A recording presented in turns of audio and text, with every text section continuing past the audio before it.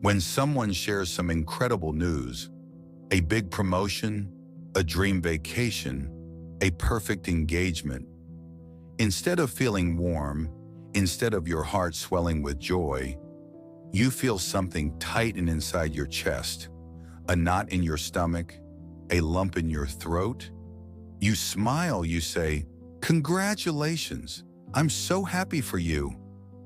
Your voice hits the right pitch, your face makes the right expressions. But inside there is a cold silence, or worse, an irritated voice whispering, "Why not me?" And then, when you're alone, the guilt sets in. You feel like a bad person. You think, "I should be able to be happy for others." You try to push that feeling to the back of your mind. You try to distract yourself. You try to rationalize it by saying you're just tired or stressed. But deep down, you know its name: envy. It is a silent, insidious, and perhaps the loneliest of all human experiences. Unlike anger, which makes us want to scream, or sadness, which invites us to cry and seek comfort, envy makes us hide. It is the ultimate shameful emotion. Admitting we are angry is socially acceptable. Admitting we are envious feels like a confession of failure. So we build a life where we pretend it doesn't exist. We like the photos. We leave the kind comments. But internally, we are bleeding from a wound that no one else can see. There is a strange and complex psychology behind adults who feel this constant ache when observing other people's lives. It's not that they are bad, selfish, or malicious people. In fact, often, the people who feel envy the most intensely are the ones who crave connection and fulfillment more deeply than anyone else. But something, somewhere along the line, taught them that success is a scarce resource, and that someone else's shine inevitably means their own darkness. This feeling of tightness didn't start in adulthood. Envy rarely springs out of nowhere when you see an Instagram post in your 30s. It has ancient roots, often planted in childhood or adolescence, in moments that seemed harmless but left deep marks on your sense of worth. Maybe you were the child who was constantly compared, the one who heard phrases like, "Why can't you be studious like your brother?" Or, "Look how polite so-and-so is." These comparisons taught a cruel lesson. Love isn't free. Love is merit-based. Love is a prize to be won. And for you to win, someone else has to lose. Or worse, if someone else has already won, there's nothing left for you. Or maybe you grew up in an environment where there was no room to shine, where your small achievements were ignored, while others were celebrated with fireworks. This creates what psychologists call a narcissistic wound, the chronic feeling of never being enough. Evolutionary psychology tells us that way back in our species' history, realizing someone had more resources, more food, more protection, was a survival alert. The pain of envy said, "Watch out, you're falling behind," and falling behind means dying. The problem is, your brain still carries that primitive alarm system. Except today, the threat isn't a lack of food. It's a college friend's photo in Europe.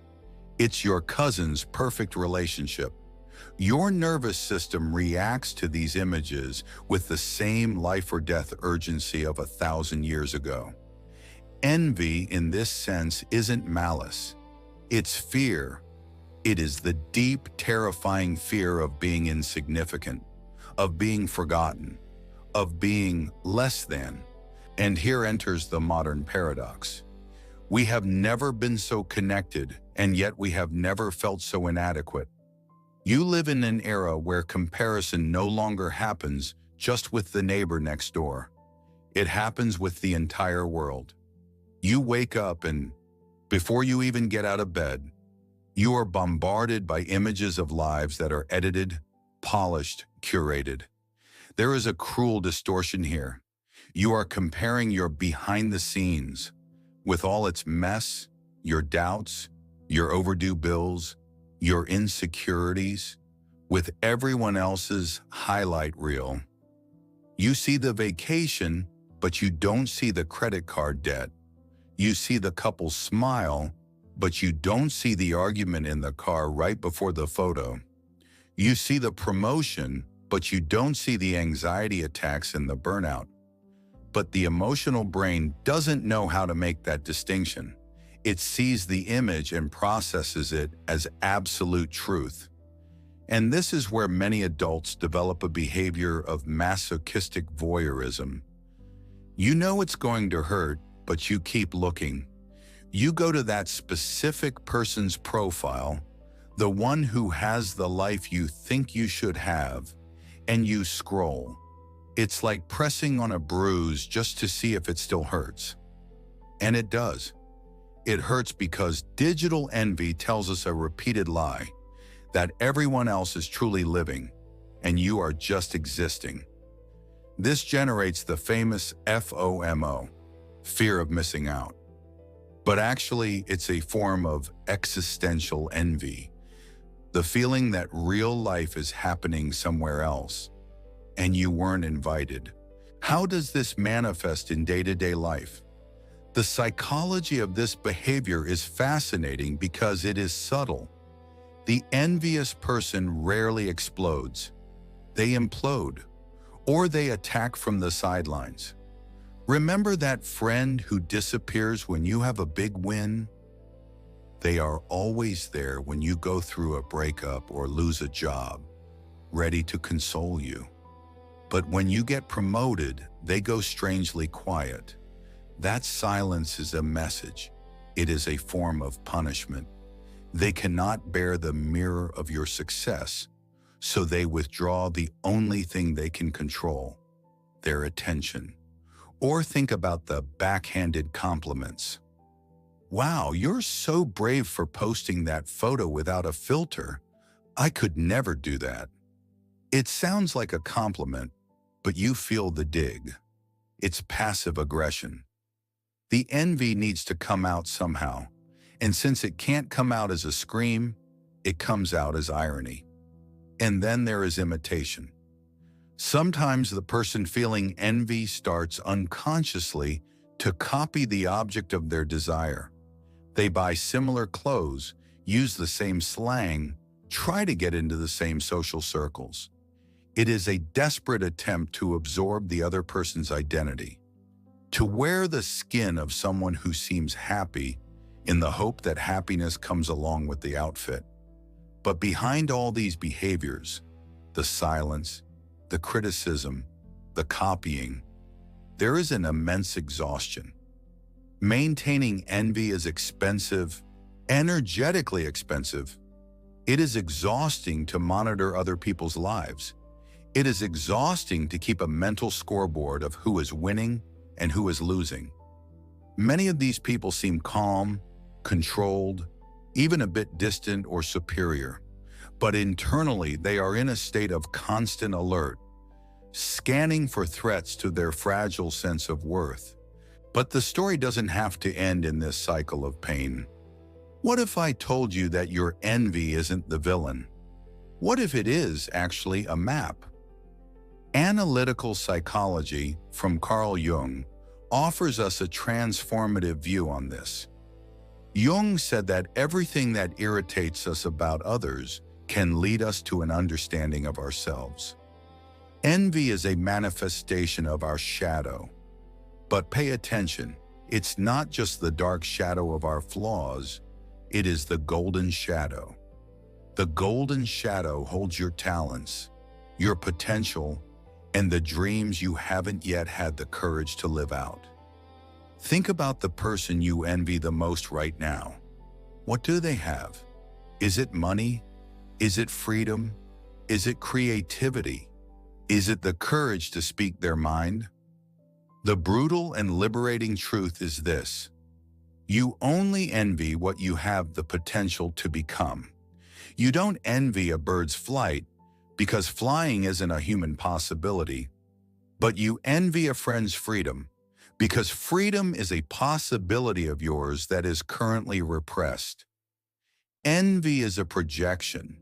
You are watching a movie in someone else's life that you should be starring in yourself.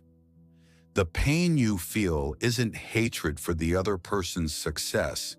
It is grief for your own unlived potential.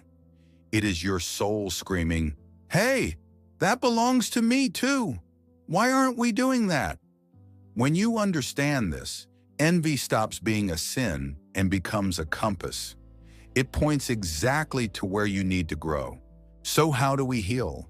How do we turn this tightness in the chest into fuel? The first step is the hardest: admission. Drag envy out of the dark. Look at it and say, "Yes, I am envious, and it hurts." When you name the beast, it shrinks. The shame loses its power. The second step is compassionate curiosity. Instead of judging yourself, ask, "What is this envy trying to show me about what I want?" If you envy someone's body, maybe you desire health and vitality. If you envy their house, maybe you desire safety and stability. Detach the desire from the person. The issue isn't them. The focus is the desire. And then start practicing something that feels counterintuitive: intentional admiration. The brain cannot feel envy and gratitude at the same time. They are incompatible circuits. Try to look at the person you envy, and even if it stings at first, find something genuine to admire. She really worked hard for this. He has real talent. This isn't about being nice. This is emotional intelligence. This is freeing yourself from the prison of bitterness. And remember, life is not a zero-sum game. Someone else's success doesn't take away from yours. One star shining doesn't dim the other. There is enough abundance to go around. For the adult who has avoided connection out of fear of comparison, learning this is like breathing fresh air for the first time after years of holding your breath.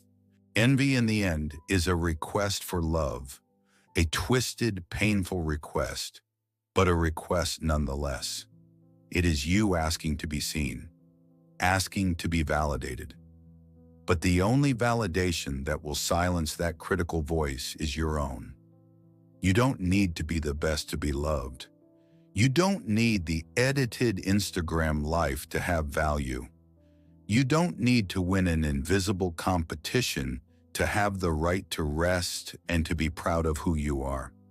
Healing from envy happens when you decide to take up your own space in the world. A rose doesn't envy a sunflower. They are incomparable because they bloom at different times, have different beauties, and serve different purposes. When you discover your own rhythm, the need to look sideways disappears. You start looking forward. So the next time that tightness in your chest comes, don't push it away. Invite it to sit down. Ask it what it wants to teach you. And then gently remind yourself that you are on your own path, and that your path, with all its stumbles, delays, and messy backstage moments, is the only place where your real happiness can bloom. You aren't behind. You aren't less. You are just becoming who you are.